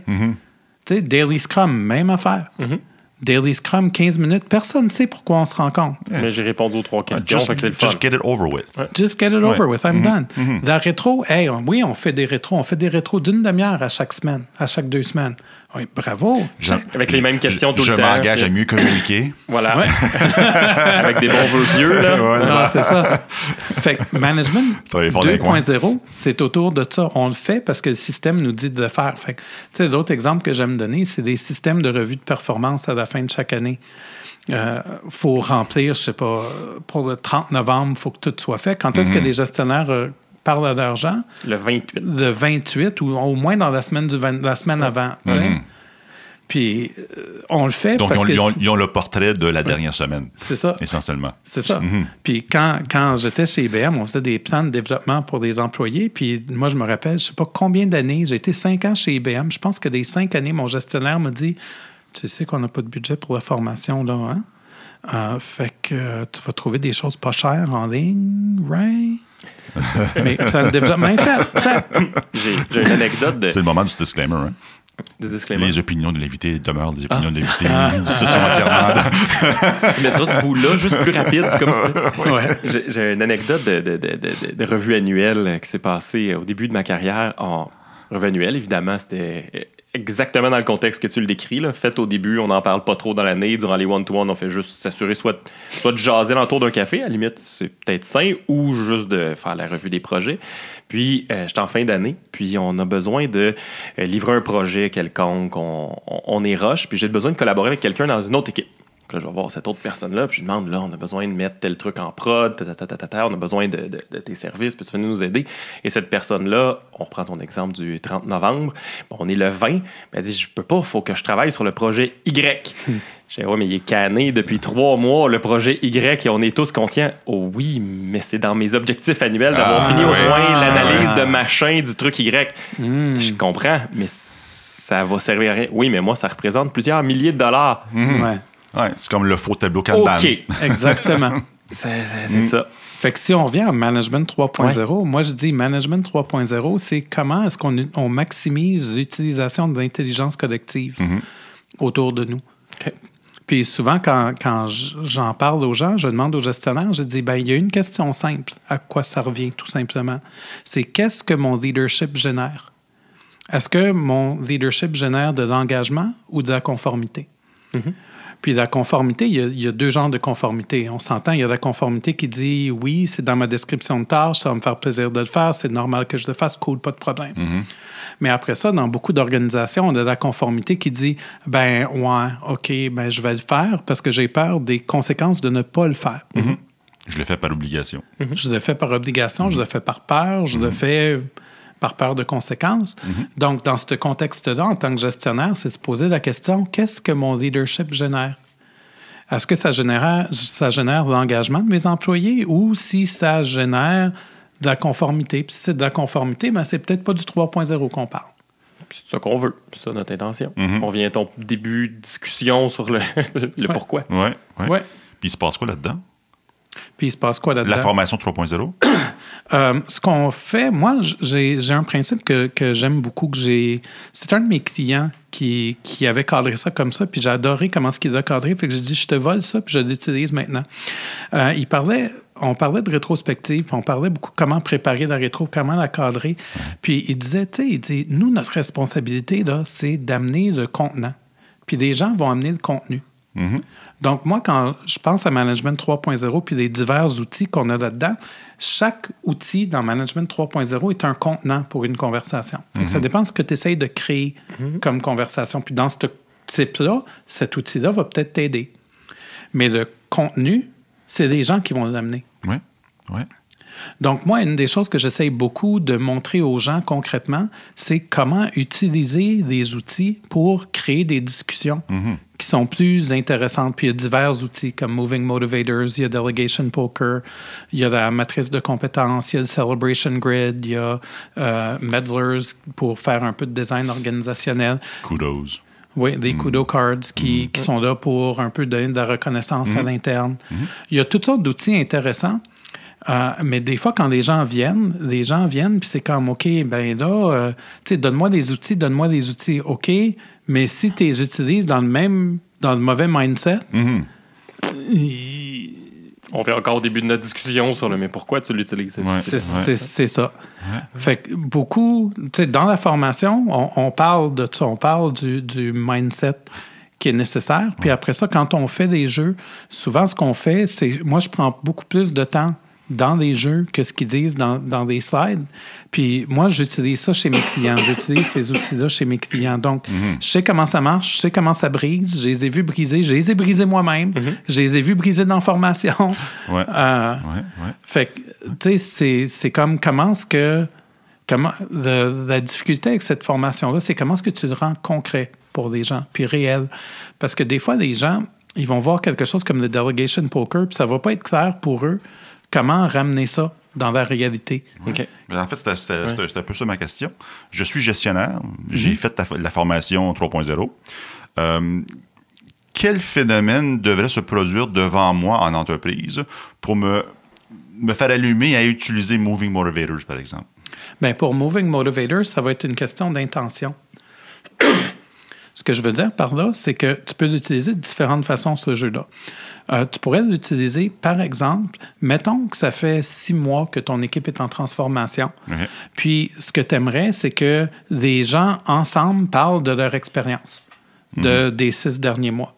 Ben, tu pourrais utiliser Moving Motivators puis dire à l'équipe, ben là, entendez-vous sur l'ordre pour les cartes. Moving Motivators, juste pour les gens qui écoutent, c'est un jeu qui parle de 10 valeurs, 10 besoins intrinsèques des gens. Et puis avec ces 10 besoins-là, ce qu'on fait, c'est qu'on peut les placer du plus important au moins important. Puis après ça, on pense à un événement, puis là, on les place en haut ou en bas, dépendant de si ça a changé positivement ou négativement. Donc, avec une équipe, ce qu'on a fait concrètement à un moment donné, c'est que ça faisait 6 mois qu'ils étaient dans leur transformation. On s'est installé avec eux. Puis là, on voulait qu'ils parlent à l'équipe de gestion de comment est-ce qu'ils avaient vécu la transformation jusqu'à maintenant. Donc, on leur a demandé, on leur a donné un jeu de cartes, puis on leur a dit, placez des cartes, mais en équipe. C'est quoi l'ordre de l'équipe de ces besoins-là? Donc, c'est un exercice d'équipe. Les Moving Motivators, d'un contexte d'équipe et non pas d'individu. Ça peut être aussi d'individu. Okay. Tu peux l'utiliser dans un one-on-one. Oui. Tu sais, Eric, ça va moins bien de ce temps-ci. J'aurais peut-être une façon qu'on pourrait en parler juste pour m'aider à te comprendre. Puis tu pourrais le cadrer comme ça. Ou moi, avec une équipe de gestion, une des choses que j'ai fait à un moment donné, c'est qu'on était 12 gestionnaires. Il y avait 12 gestionnaires dans la salle avec moi. Puis, ça faisait 6 à 8 mois qu'ils étaient dans leur exercice de transformation. Ouais. Puis, je leur ai demandé, j'ai dit, commencez par vous mettre 2 par 2, parce que j'avais juste 45 minutes pour faire l'exercice avec eux. Fait que je leur ai demandé de tous se mettre 2 par 2. Chacun avait un jeu de cartes. Je leur ai dit, mettez-vous avec quelqu'un que vous n'avez pas l'habitude de vous mettre. Okay. Puis, placez des cartes, je leur ai expliqué le processus. Puis, j'ai dit, parlez de votre expérience à la personne avec qui vous êtes. Ouais. Puis, à la fin, j'ai fait le tour de la table. Puis là, j'ai demandé aux gens, je dis, OK, bien, Mathieu, qu'est-ce que tu as appris sur Eric? Eric, qu'est-ce que tu as appris sur Mathieu? Fait que là, ça permettait des échanges, puis les gens pouvaient décider à quel point ils voulaient partager ou pas. Mais ça, c'était une autre façon. Oui. Une des cartes de Moving Motivator, ça dit quoi? Une des cartes, ça pourrait être la curiosité. La curiosité. Donc, par exemple, mettons qu'une équipe ou un individu identifie la curiosité comme un de ses Moving Motivators. C'est un de ses principaux. Un de ses principaux. Et puis, selon les observations du gestionnaire, non. Bien, ils peuvent s'en parler. OK. Puis peut-être qu'il y a quelque chose dans l'environnement qui l'empêche d'utiliser sa curiosité. Peut-être que quand il va la placer, ça va être haut pour lui comme important, mais ça va être bas parce que c'est impacté négativement parce qu'il ne peut pas l'utiliser. Alors, l'objectif principal, c'est de générer la conversation. Exactement. Oui. Puis c'est pour ça que je parlais de contenant puis de contenu. Oui. Fait que ça dépend, c'est quoi la conversation que tu veux créer. Tu peux faire le même exercice. Moi, avec l'équipe de gestion, je les ai fait mettre 2 par 2 parce que j'avais 45 minutes. À avoir eu un après-midi, je les aurais toutes faites partager un après l'autre. Oui. OK. Même question, mais pour, mettons, quel phénomène doit se produire devant mes yeux, comme gestionnaire, pour me motiver à utiliser le Delegation Poker? Delegation Poker, c'est beaucoup autour de place quand tu entends que l'équipe se sent qu'il y a des décisions qu'elle ne peut pas prendre, qu'elle veut prendre, mais qu'elle ne peut pas prendre, mais que tu as besoin de créer cette conversation-là. Même chose. Ça, c'est le jeu pour ça. Puis je l'ai utilisé de 2 façons chez des clients. Je l'ai utilisé entre des gestionnaires puis des équipes. Puis, je l'ai aussi utilisé entre des aviseurs techniques et des équipes. Fait qu'il y avait des aviseurs techniques chez un de mes clients que dans la transformation, ils s'étaient comme fait perdre un petit peu dans le shuffle, puis leur rôle était plus clair. Puis là, ils voulaient créer une conversation avec les équipes pour dire, ben, tu sais, il y a des choses qu'il faut qu'ils soient clarifiées entre nous autres. Puis, fait qu'on a utilisé ça pour créer la conversation. Mais c'est important de jouer les rôles comme il faut. Quand je dis ça, ce que je veux dire, c'est que j'ai déjà vu une équipe de gestion s'asseoir entre eux, utiliser les cartes pour décider comment est-ce qu'ils voulaient déléguer à leurs équipes. Les équipes étaient quelque part d'autre, dans une autre pièce. Oui. Tu sais, c'est pas ça le but. On va pas prendre des décisions comme ça. Le but, c'est de créer la conversation avec l'équipe. Concrètement, j'avais une équipe à un moment donné qui était très frustrée après leur gestionnaire parce que leur gestionnaire jouait aussi le rôle de PO puis jouait aussi un peu le rôle de Scrum Master. On est omnipotent. Oui, il était omnipotent. Puis c'était la revue. C'était dans la période de fin d'année. OK, donc la revue, t'imagines quand... Fait que là, l'équipe était frustrée parce que l'équipe disait, ben là, on a besoin de prendre certaines décisions, mais on ne sait pas si on peut ou pas. On a dit, OK, correct. Fait qu'on a fait un atelier, on a demandé aux gens, c'est quoi toutes les choses que vous voulez décider, que c'est pas clair pour vous si vous pouvez ou pas. On les a identifiés, on les a groupés ensemble, on a créé des catégories, on a essayé de dire, OK, mais là, si cette catégorie-là, c'est quoi le top 3 que ça veut dire, cette affaire-là? Puis là, on est arrivé à quelques sujets, puis on a voté sur ça. Puis on a créé des conversations. Souvent, le déclencheur sur les Delegation Poker, c'est quand tu sais, le mot rôle-responsabilité revient souvent. Là, c'est un petit indice qu'il y a peut-être place pour ça là, sur la responsabilité. Là. Mais il faut faire attention, par exemple, dans ce contexte-là, dans le rôle et responsabilité, parce qu'il y a des gens qui peuvent un peu mal l'utiliser, puis l'utiliser un peu comme un racis. Ah oui, aussi. Puis tu ne veux pas l'utiliser comme un racis. Ce que tu veux l'utiliser, c'est entre une forme d'autorité. C'est ça. C'est entre une forme d'autorité et des gens qui ont besoin de décider. Avec les aviseurs techniques, ce qui était cool dans la conversation, c'est qu'au début, des gens de l'équipe, ils étaient réticents. Ils disaient « Oh mon Dieu, on utilise un jeu pour nous passer un sapin. » C'est tout décidé d'avance. Puis c'est un truc de magie. Tu sais. Je sors les cartes, puis tadam! C'est un cheval de Troie. Mais c'est quand ils ont vu que les aviseurs, il y avait certaines affaires que les aviseurs disaient « Non, on ne veut pas décider, on veut juste vous conseiller. Mais c'est à vous autres de le faire, puis venez nous chercher si vous avez... un feeling que vous avez besoin de conseils, mettons. C'est ça, mais nous autres, on veut juste décider des technos. Comment sont utilisés, ça, c'est à vous autres. Puis là, la conversation est intéressante parce que ça vient éclaircir plein de zones d'ombre puis plein de pris pour acquis. Là. Eux autres, ils décident, puis puis nous autres, on fait n'importe quoi. Puis eux autres, ils vont tout croche, puis ils suivent pas nos conseils, puis alouette. Là. Puis d'autres choses clés quand tu utilises un delegation board, puis tu fais du delegation poker avec des équipes. Puis ça, c'est peut-être juste moi qui est conservateur, là, mais moi, j'ai tendance à dire aux gens, prenez pas plus que 2-3 choses la première fois que vous le faites. Parce que si vous dites qu'il y a 10 choses, là, c'est comme si vous n'en aviez pas. Parce qu'après ça, on parlait de leadership conscient tantôt, là. On veut les pratiquer consciemment. Parce que, tu sais, si ça ne marche pas, on peut revenir dans un mois puis revisiter puis dire ça, c'était-tu vraiment un 3 où le gestionnaire décidait en écoutant ce que l'équipe disait, ou si, dans le fond, on le décidait ensemble, qui est plus un 4 dans l'échelle du delegation. C'est un 4, bien peut-être qu'on devrait le laisser à 4 dans l'avenir, parce que c'est comme ça qu'on agit pour de vrai. Ben là, ça, on a dit que c'était un 4, mais pourtant, il me semble que c'est tout le temps moi, le gestionnaire, qui décide. Êtes-vous sûr de ça? Fait encore, c'est des conversations. Ça le met en existence. Hein? Il existe for real, rendu là. C'est ça. Il est matérialisé. Puis on ne peut pas passer à côté. Il faut en parler. Il est là. C'est ça. Fait qu'encore, c'est l'idée de créer des discussions. Puis c'était cute, parce que je me rappelle vividement la fois avec des gestionnaires puis des aviseurs, des aviseurs techniques puis des membres de l'équipe. Parce que les membres de l'équipe, au début, ben tout le monde ne voulait pas voter au début. Ah oui. Ah oui. Parce que là, si on votait, c'était fini. Jusqu'à ce qu'ils fassent 2 rondes. Puis que là, ils réalisent que c'était même pas important ce qui était sa carte. C'était la conversation qu'on créait autour. Fait que à la fin, ça prenait 2 minutes.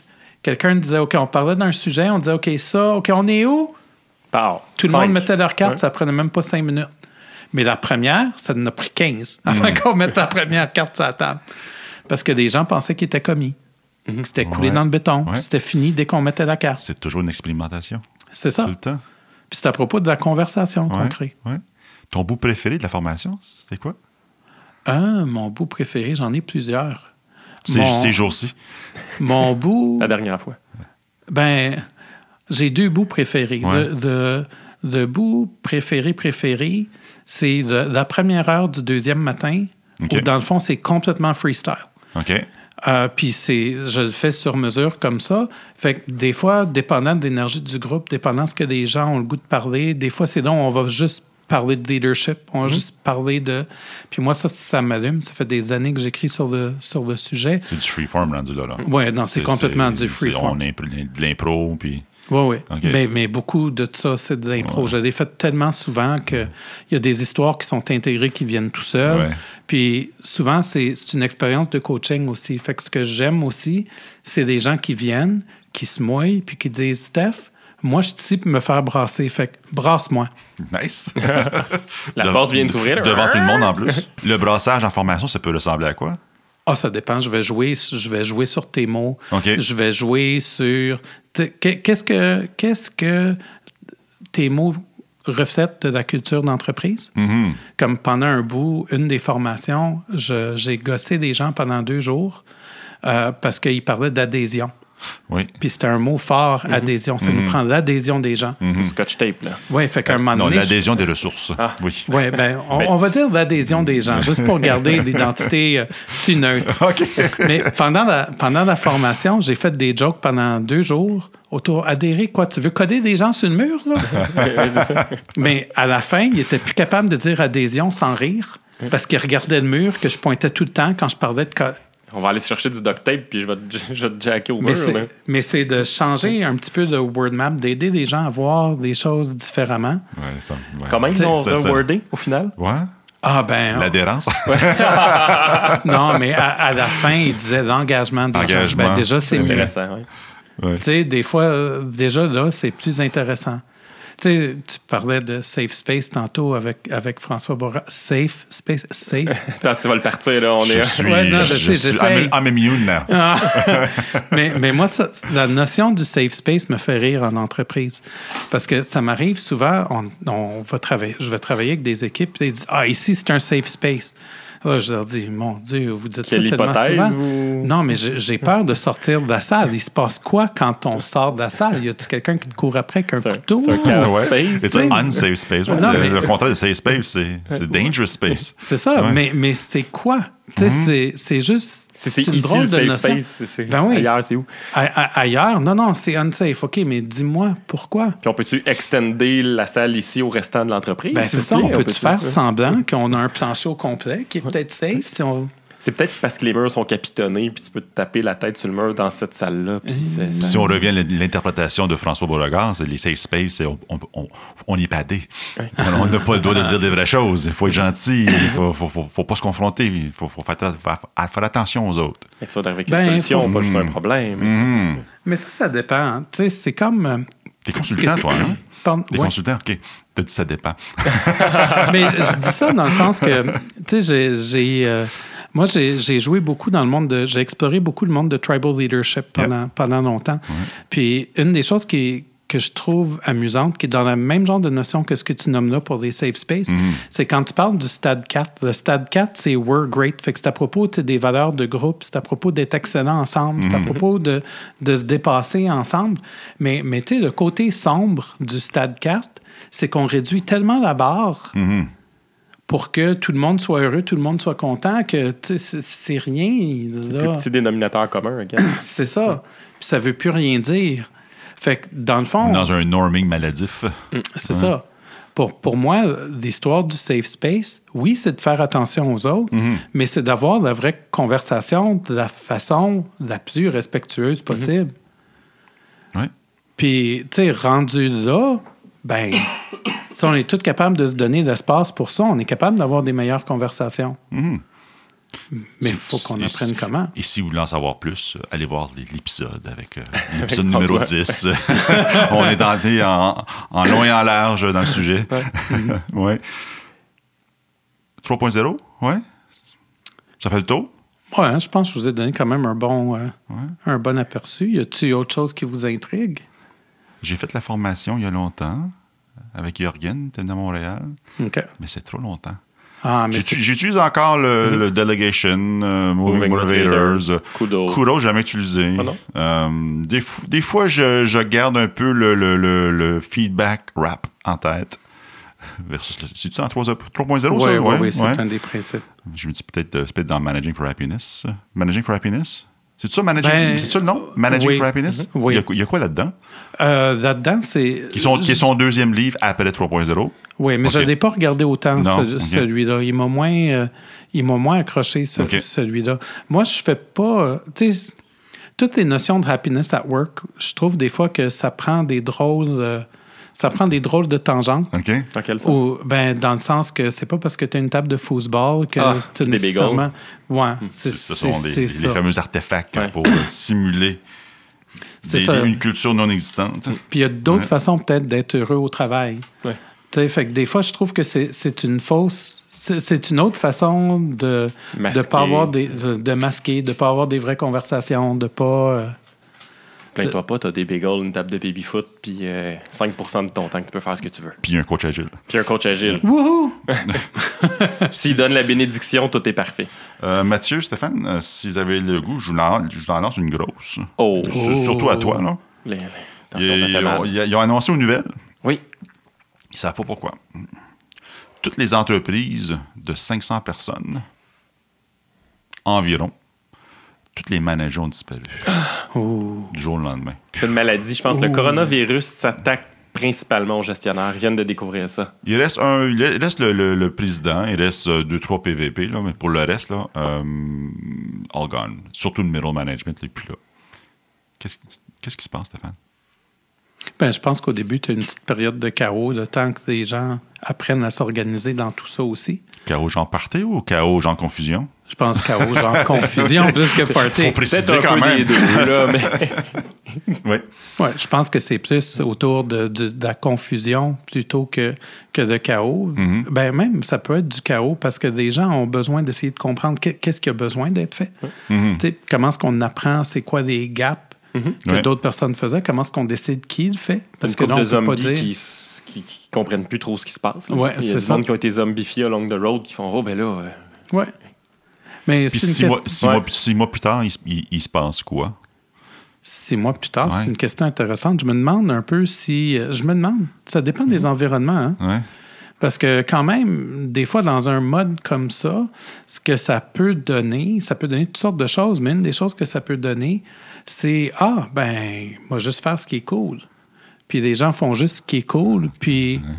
Fait que ça dépend comment est-ce que les gestionnaires rendent des besoins clairs, ceux qui restent, des exécutifs, des besoins d'affaires, comment est-ce qu'ils tiennent les gens imputables ou comment est-ce qu'ils montrent aux gens comment faire ces choses-là. Parce que si tout le monde fait semblant qu'il n'y a pas de problème et qu'on n'a pas des conversations, ça va juste dépérir. Mais à la limite, ces entreprises-là vont mourir si on n'est pas, si on reste dans l'état éventuellement, on fait n'importe quoi.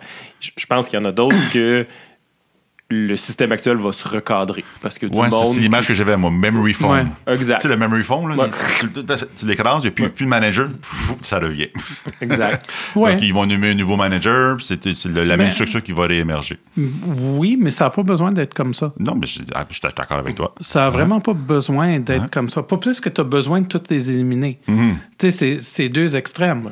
Mais ça revient à la conversation de tantôt. Autour de comment est-ce qu'on fait ça et pourquoi est-ce qu'on fait ça. Puis comment est-ce qu'on enable les gens? Parce que, tu sais, les managers peuvent disparaître puis juste être des membres de l'équipe. Puis ces mêmes personnes-là sont là.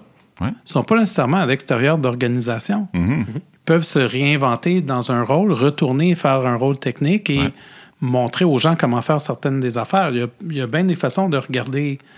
Garder un parti du chapeau de manager tout en faisant autre chose. Puis je pense qu'il y a une couple d'entreprises où le germe avait déjà pris de peut-être amener des leaders un petit peu plus conscients ou etc. Qui ça va être le coup qui va faire en sorte que l'entreprise se transforme réellement parce qu'elle n'a juste pas le choix. Là. L'univers aura du vide puis ça peut donner le petit coup. Mais je pense que c'est les 3 cas de figure. Là. Ça meurt, ça reprend un contexte similaire ou c'est une belle opportunité d'apprendre, de se transformer. Ils nomment des leaders de visionnaires de produits ou de services qu'ils veulent livrer, puis s'entourent de gens compétents. Donc, ils créent des cellules auto-organisées, auto-gérées, un peu la Berdzorg. C'est le deuxième scénario que je verrai. Troisième, mais confusion totale. Et puis, on tombe en bas de la falaise, puis on meurt. Exact. Mais c'est intéressant quand même parce que j'ai travaillé dans des grosses entreprises pendant longtemps. Puis souvent, ce que je trouve, c'est que les gens dans des équipes manquent de sentiment d'urgence. Tu sais, ils manquent le sentiment d'urgence que si le travail n'est pas bien fait, il va avoir des conséquences à un moment donné. Puis pourquoi est-ce qu'il manque de ça, fondamentalement? Bien, parce que fondamentalement, il n'y en a pas de conséquences. Souvent, il n'y en a pas. Ça a été dilué along the road, puis padé. Potentiellement. Puis là, ça va faire quoi? Mais souvent, c'est la sous-composante de la sous-composante du 3e niveau de patente. La raison d'être n'est pas là. Puis en fait, personnellement, j'ai tendance à pousser plus sur le côté raison d'être. Et j'étais beaucoup cutter, puis sentiment d'urgence, puis avec les exemples des gants, là, 8 paires de gants différents, puis donc un sentiment d'urgence de sauver de l'argent. J'étais beaucoup là-dedans, puis je me suis comme épuisé par rapport au... J'ai l'impression que j'ai épuisé les gens autour de moi. J'ai dit, on va aider qu'un autre moyen. Pourquoi qu'on travaille là-dessus? C'est quoi la raison d'être? On change le monde comment, bordel? Puis des fois, ça revient au sentiment d'urgence. Des fois, le moteur, c'est l'urgence, mais dans ce cas-là, il devient obvious. Mais faut que pourquoi on fait ça? C'est parce qu'il y a un sentiment d'urgence, fine, communiquons-le. C'est parce qu'il devient nommé à tout prix. Si tu élargis le concept de sentiment d'urgence, je te le laisse. Moi, je le vois vraiment comme entraîne-toi. Non, entraîne-toi, tu vas mourir. OK. Le sentiment d'urgence, je le vois plus comme ça. Mais là, puis je trouve que ça gruge dans le moral, ça gruge dans l'humain, puis l'organisation humaine. On a vu que dans l'urgence, que dans la, je ne veux pas dire panique, là, mais dans le quasi-panique pour avancer. C'est un terme que, en fait, j'utilise quasiment plus. Mais tu sais, ce que tu parles là, c'est en partie la notion du futur par défaut. Ouais. Tu sais, c'est d'être capable de voir et puis de remarquer le futur par défaut. Puis si tu veux changer le futur par défaut, il faut que tu le rejettes. Ouais. Faut qu'il soit tellement laid et difficile que tu n'en veux pas, puis que tu dis, Chris, non, je fais pas ça. De faire autre chose. Là. Ouais. C'est pas plus facile. Il faut faire autre chose. Il y a un sentiment de. Ouais. Mais beaucoup de gens en entreprise, il y a combien de transformations qui se font parce que c'est des modes, parce que ça veut rien dire, personne ne sait ce que ça veut dire. Attends 6 mois, prends 2 Advil, ça va passer. Des fois, ça devient même le running gag. Là, oui, ça devient même. Une autre transformation. Exactement. Fait qu'à un moment donné. Ouais. Souvent, c'est du cargo cult. Ouais. On met en place les activités, les artefacts, puis juste parce que... C'est ça. Mais on n'est pas vraiment intéressé, ça ne nous aide pas vraiment, on n'a pas vraiment de gain, on ne voit pas pourquoi on fait ça. Ouais. Mais on est cool. C'est ça. Puis des fois, la prochaine chose arrive, puis c'est ça, attends 6 mois, prends 2 Advil. Ouais, c'est un autre phénomène, ça, qu'on voit souvent, là, le côté management. Je vais me baisser la tête. La vague agile va passer bientôt. Là. Ouais. C'est ceux qui prennent trop de place, ils vont se faire couper. Ils vont subir la vague parce qu'ils sont plus grands. Oui, puis moi, je vais sortir de héros de tout ça. Mais là, la vague, elle dure depuis 2001. Là. Oui, elle dure depuis longtemps. Elle commence à être dure à se cacher. Ça commence à sentir le lean là. En termes de durée. Ouais. C'est intéressant. Sentiment d'urgence versus raison d'être. Ouais. La passion pour quelque chose. Oui, puis il faut vraiment... Comme nous, le podcast, on ne fait pas ça par sentiment d'urgence. Et là, l'urgence. J'espère que tu ne viens pas ici par sentiment d'urgence. Tu viens ici parce que tu as le goût de jaser, puis voir ton partenaire en même temps, bien sûr. Puis c'est ça. Fait qu'on le fait parce que c'est trippant. Puis, par contre, l'édition, c'est par sentiment d'urgence. C'est pour ça qu'il y a un deadline de livraison. Ça, j'avoue. c'est moins passionnant maintenant. Mais ce que ça amène, c'est que dans toute forme de travail, il y a des bouts qui sont, oui, le moteur, c'est ce qui te fait tripper, puis etc. Mais il y a d'autres bouts que c'est la partie plate du travail. Puis mais il faut le faire pareil. Exact. Ouais. Ça fait partie de la game. Take one for the team, qu'on disait quand j'étais développeur. Comme la documentation. Puis c'est de garder un équilibre là-dedans, tu sais. Si tu fais juste en prendre pour l'équipe, puis il n'y a pas de bout de le fun. Dernier petit sujet, t'as-tu encore l'énergie? Ouais. T'es coach? Yep. Tes outils de coaching préférés? Moi, ça dépend un peu comme je te disais tantôt. Moi, je suis beaucoup dans coacher des affaires, cadrer des affaires dans le moment. Ouais. Puis faire vivre des choses expérientielles aux gens. Fait que des fois, je vais être dans des rencontres, je vais même caler time out, puis je vais expliquer ce qui se passe. Ouais. Tu sais, pour moi, ça, c'est un de mes outils les plus intéressants. L'autre outil que j'utilise beaucoup, que j'aime beaucoup utiliser, c'est je suis très systémique dans mon approche. OK. Ouais. Puis très expérientiel. Fait que moi, tu sais, qu'on fasse une chose, qu'on fasse une autre, ça me dérange pas tant qu'on fait de quoi, tant qu'on apprend. Puis tant qu'on met l'emphase sur l'apprentissage en continu. Ouais. Fait que, tu sais, des fois, on parle du droit d'erreur dans les entreprises. Moi, je dis souvent, non, il ne faut pas donner le droit d'erreur aux gens. Parce que si on donne le droit d'erreur, tout ce qu'on fait, c'est qu'on continue de propager notre culture existante. Si à la place de se donner le droit à l'erreur, on mettait l'emphase sur qu'est-ce qu'on a appris à faire ça. L'obligation à l'apprentissage au lieu du droit à l'erreur. On ne ferait jamais d'erreur. Parce qu'on serait tout le temps en train d'apprendre. OK, des fois, on ne réussirait pas, mais ça, c'est une autre question. C'est pas une erreur. Ouais. Fait que comment développer ça avec les gens, comment les amener à pratiquer, ça, c'est une de mes choses préférées. Okay. Puis, en termes de pensée systémique, j'aime beaucoup commencer quelque chose. Puis après ça, juste essayer de sentir c'est quoi que le système a de besoin maintenant. Puis après ça, on shift au fur et à mesure. Moi, c'est comme ça que je trouve qu'on bâtit de la transformation qui est plus durable en entreprise. Tu lances une pierre dans la mare, puis tu observes l'effet. Où il y a des ripples, où il y en a pas. Tout au long de l'organisation. Exactement. Puis des fois, c'est à propos d'écouter. Tu sais, c'est quoi les conversations? C'est quelque chose que tu... ça fait longtemps que je n'ai pas lu The Fifth Discipline. Mais c'est ça qui m'a exposé un peu au premier concept de pensée systémique. OK. Lover's Beer. Ben, moi, c'était surtout dans Management 3.0 que ça m'avait intrigué. Okay.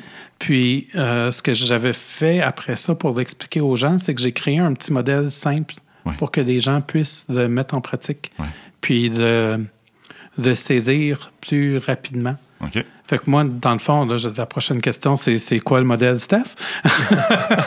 Trop facile. Mais à la base, c'est juste quelques questions de base, comme par exemple, c'est quoi le système qu'on parle maintenant? Parce que si on a 3 équipes, c'est pas 3 systèmes. T'as 2 équipes ensemble, c'est un système. Tout ensemble, c'est un système. Des équipes individuelles, c'est un système. Fait que quand tu parles de système, c'est de quoi tu parles, au juste. Ouais. Une autre des questions que j'ai tendance à me poser beaucoup, c'est comment est-ce que le système communique? Qu'est-ce qui nous communique, le système? Parce que des fois, quand tu regardes comment est-ce qu'une équipe performe, je vais prendre une équipe de livraison, est-ce qu'elle livre à la fin de chaque sprint? C'est quoi la vélocité? Est-ce qu'elle livre tout? Est-ce qu'elle livre une partie?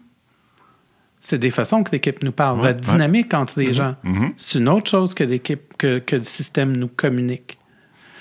Donc toi, tu observes ces phénomènes-là. Oui. Tu amènes les gens en entreprise à être capables d'observer ces phénomènes-là. Puis éventuellement, avec les équipes de gestion que je travaille, on commence à parler du système. Et de comment agir sur des observations. C'est ça. Ouais. Et challenger les artefacts, la culture existante. Oui. Ou du moins, je dis toujours, on ne peut pas changer une culture, on peut juste ajouter des nouvelles pratiques. Et peut-être que ces nouvelles pratiques-là vont faire partie de la nouvelle culture s'il y a du succès, si l'angoisse se réduit, et ainsi de suite. Fait que tu t'amènes les gens, dans ton coaching, tu amènes les gens à comprendre, à voir et agir. Oui. Puis être capable de voir leur impact à eux aussi. Oui. À un moment donné, il y a un gestionnaire avec qui je travaillais, il était, mettons, un directeur général. Puis à un moment donné, j'ai commencé avec des équipes sur le terrain, puis je me suis rendu à leur gestionnaire, je me suis rendu à lui. Fait que là, à un moment donné, il m'a présenté à son VP, puis j'ai pas vraiment dérangé son VP, j'ai pas vraiment rien fait pour me coller sur lui puis jaser, puis... Fait qu'à un moment donné, il m'a posé la question, il dit, pourquoi que t'as arrêté à moi? Je dis, parce que quand j'écoutais le système, le nom de ton patron, il revenait pas, c'était ton nom à toi qui revenait. Fait que j'ai je le dessinais. Fait que si je travaille avec toi, je vais aider tout le monde. T'sais, fait que c'est très comme ça. J'ai une série de questions comme ça que je regarde. C'est quoi les croyances du système? C'est quoi la capacité? T'sais, si on demande à une équipe faite de quoi, puis ils sont juste pas capables, on peut pas se fâcher qu'ils sont pas capables. Il faut leur montrer. Ou il faut les soutenir. Fait que je travaille beaucoup comme ça. Fait que c'est très senti, mon travail. Fait que tu dois souvent osciller entre coaching pur, mentor, c'est ça, expert. Oui. Oui. Puis des fois, je vais enseigner beaucoup aux gens comment faire de la facilitation. Puis ça aussi, je les amène souvent dans des environnements de pratique. Puis je les fais pratiquer avec moi. Puis c'est le fun. J'aime le contact comme ça avec les gens. Ça m'allume beaucoup. Tu t'amuses où ces jours-ci? De ce temps-ci, je joue beaucoup avec des équipes chez Bell. C'est encore chez Bell?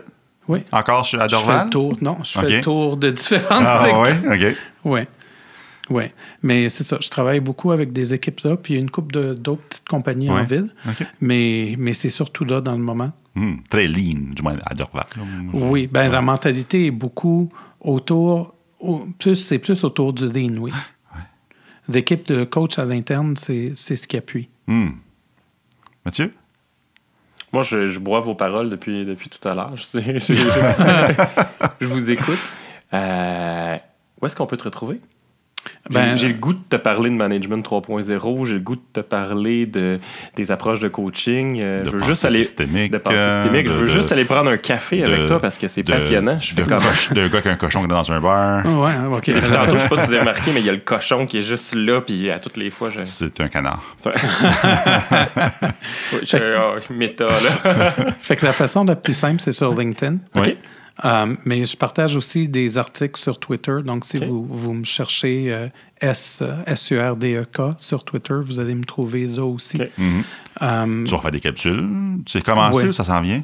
Ça s'en vient, dans le moment. Un scoop. Des capsules de caisse? Mais il s'est acheté un green screen? Oui, c'est vrai. Bon départ. C'était pas une blague tantôt. C'est parce des capsules sur... ce que je suis en train plus. Il y a une couple de choses. Je veux bâtir un programme en ligne de leadership au travers de la prochaine année, tranquillement. Okay. Donc, ça va me servir pour faire une partie de ça. Mais aussi, on fait des retraites de leadership aussi, quelques fois par année. On n'a pas parlé de ça, mais oui. On peut embarquer là aussi, si tu veux. Mais, Puis pour les retraites, je veux bâtir un petit programme de 6-7 vidéos juste pour expliquer aux gens c'est quoi, qu'est-ce que ça mange en hiver, à quoi ils peuvent s'attendre, juste pour démystifier un peu ce qu'on fait là. Fait que ça aussi, c'est une série de petites capsules, probablement par courriel, qu'on va faire bientôt. OK. Ça, c'est sur éveillezvotreLeadership.com, si je peux me permettre une place. Ben oui, c'est le moment parfait. Absolument. Tu m'enverras le lien aussi, puis on pourra l'ajouter dans la description. Je peux aller m'abonner à l'infolettre, puis je vais recevoir éventuellement ces capsules-là, puis ça va me donner du détail sur... Éventuellement, il va y avoir un petit parcours. La façon que ça va fonctionner, c'est qu'on va permettre aux gens de s'inscrire juste pour ce parcours-là. Pour avoir de l'information. Dans le moment, il y a comme 7 vidéos que j'ai en tête. C'est juste question de commencer à les enregistrer. Là. Mais j'ai un beau setup comme vous autres aussi. Fait que je vais pouvoir faire... Tu vas pouvoir faire d'autres capsules. Oui, éventuellement. Pour le restant de tes jours. Oui. Ben oui, c'est le fun. Merci, Stéphane. Hey, merci. Merci. Super apprécié. Non, ça a été très fun. Merci beaucoup de m'avoir reçu ce soir. Merci. Merci, Rick. Salut, man. À la prochaine.